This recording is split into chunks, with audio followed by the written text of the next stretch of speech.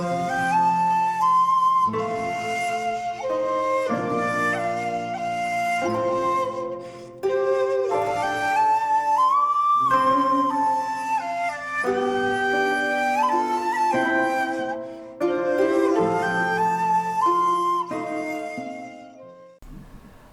there, this is Solitary Ronan from Solitary Ronan Films, and welcome to another neglected gem. And today's neglected gem is Carol Franklin's Devil in a Blue Dress from 1995, which I have on a European Blu-ray, but it just got a indicator release, so obviously I'm all over that. The indicator obviously has a very nice booklet. There's Denzel Washington looking dapper in his vest. Denzel Washington, who hasn't really aged in the last 30 years, which is very suspicious. This has an audio commentary by Carl Franklin from 1999. It has a 23-minute archival interview from 2018 with Eddie Miller, who's appeared on other indicator releases with Carl Franklin, which is actually quite moving.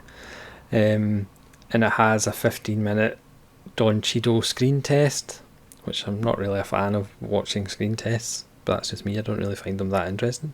So it's indicator spine number 221 for those counting at home. It's a film that I saw, I believe, on home video roughly at the time it was released, and I've always had a soft spot for it. I do think it's wonderful. It was released a couple of years before LA Confidential. Personally, I think it's better than LA Confidential, just because I feel it's got more of a heart.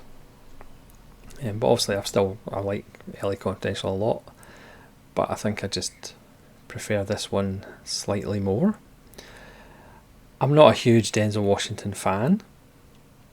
I don't think he's that great an actor or anything, but he is a great star and he has a wonderful presence. And he's excellent in this. Carl Franklin was an actor who turned to writing projects and directing.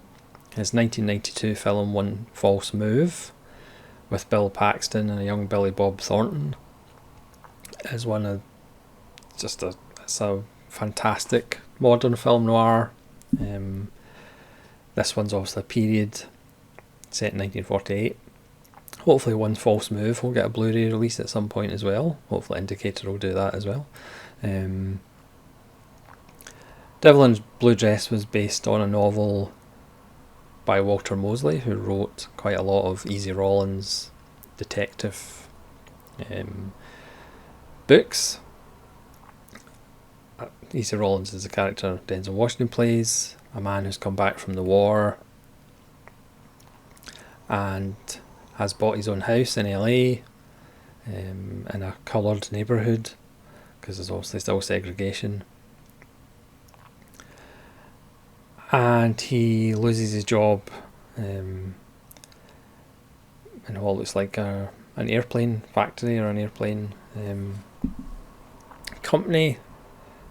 So he's kind of looking for work, and a barman in his local secret drinking establishment gets him on to Tom Sizemore, who is doing his usual dangerous psychopathic turn, and he gets embroiled in a case to look for Jennifer Beals' character, Daphne Monet,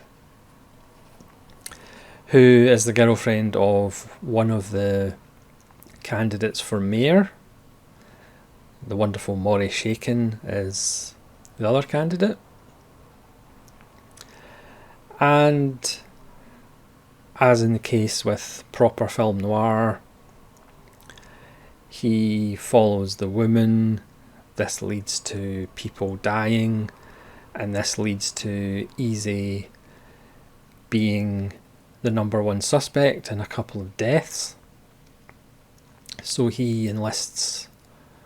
He's originally from Houston, so he makes a phone call to Houston to get one of his pals to come, a character called Mouse, who's played by Cheadle, who gives an even more psychopathic performance than Tom Sizemore, but it's slightly more subtle. It's that Joe Pesci psychopathic but also funny in a very dark way. I mean, there's a line where somebody's turned up dead, and Mouse pretty much says, well, if you didn't want them to die, why did you leave them with me?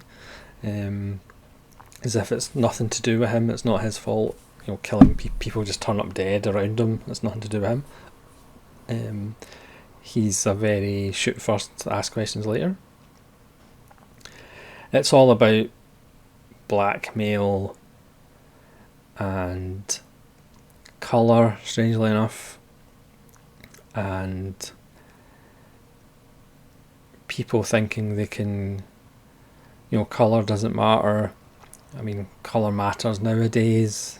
It shouldn't, obviously, but it still does, and this is 1948. This is about candidates for mayor.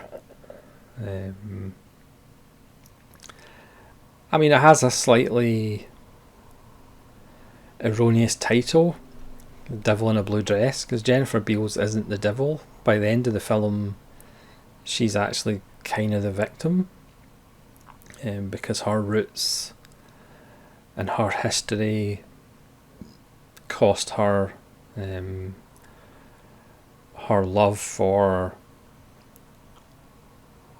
Todd Carter, the other candidate for mayor, but she thinks it'll overcome it, and of course it doesn't. It's a proper noir in the sense that characters die at the end, characters are broken at the end. There's not that much good stuff that happens at the end, but this one at least has an air of hope at the end, as far as Easy's place in the world, Easy's place in his community, and I always found the kind of end of the film to be quite moving. I mean, Albert Hall plays his kind of quiet, philosophical friend. He's only in it for a couple of scenes, but the scene at the end where he's pretty much just sitting on his porch with Albert Hall and they're talking about friendship, he's talking about Mouse and how he does terrible things, and Albert Hall's like, well, he's still your friend. There's just something quite beautiful about the simplicity of that scene, and I've always really loved the end of the film, which again, because it does have a little bit of hope, it's perhaps a little bit strange to find it in a modern film noir, because don't get me wrong, I love my noirs nihilistic and fatalistic, because that's what they kind of should be.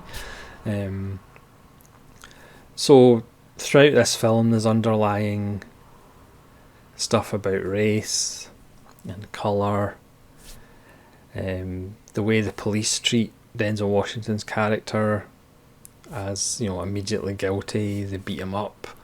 You can see the fear in Denzel Washington's eyes when they actually come for him and take him to the station, because they know there's a chance they'll just shoot him in the head. They even threaten to just take him out to the parking lot and just shoot him in the head. So you have that friction in that relationship. So there is this feeling of unease. Denzel Washington's character is a confident guy. He stands up for what he believes in. He is a man of action, not in the sense of Don Cheadle's character or Tom Sizemore's character, who are slightly psychopathic, but when Easy needs to do something, he is a man of action, and it is one of Washington's best performances, I think. I think it's way better than Training Day, which is just not not very good at all. But that's the thing with Oscars: if you swear a lot, or play somebody with a disability or an alcohol problem, or you've lost your legs or something, or you're dying of a terminal disease, then that's generally a shoe-in for an Oscar. I'm not a fan of Training Day or Washington's performance in Training Day. I think he's done a lot better work. But it's a lot less flashy, and he's certainly a lot less flashy in this. But he is pure star in it. The way he walks, the way he wears a vest, it just oozes class and kind of takes up, dominates the screen. It's shot beautifully. It has a really kind of earthy and sultry look to it. But again, very much like almost a companion piece, One False Move from 3 years earlier. Carol Franklin really gives you this sense of you can't escape your past, your ties, and again through colour, you can't escape that. People won't let you escape that, and you just have to kind of try and make do with what you have, try and keep your friends close. And I've always just had a soft spot for the film. I don't think it gets enough credit. Like I said, it's LA Confidential came out a couple of years after, but for me, Devil in a Blue Dress is better because again, it's just got more of a heart. I think it is a film about friendship, and you can't put a price on that. So thanks very much for watching another neglected gem. Hopefully I'll be doing more of these in the coming year. Please let me know what you think of Devil in a Blue Dress, what you think of Denzel Washington. I should say I didn't actually realise during the interview with Carol Franklin that Eddie Muller does, I didn't realise that Carol Franklin was another one of the Roger Corman directors, and he talks quite affectionately about his time with Roger Corman, and as Roger Corman said, if you make a successful film with me, you'll never have to work with me again because you'll just go on and have a career. And Eddie Muller was kind of listing all the directors that have went through Roger Corman and become great directors in their own right, and I didn't actually realise that Carol Franklin was through that as well. He said he directed a film in the Philippines because nobody else wanted to do it for Corman because there was a revolution going on at the time and whatever. Even though I digress, Carol Franklin does come across in the commentary and those extras as a thoroughly lovely man, and you should go and buy Devil in a Blue Dress. That's the official Devil in a Blue Dress advertising campaign finished. So this is Solitary Ronin from Solitary Ronin Films saying thanks very much for watching and farewell.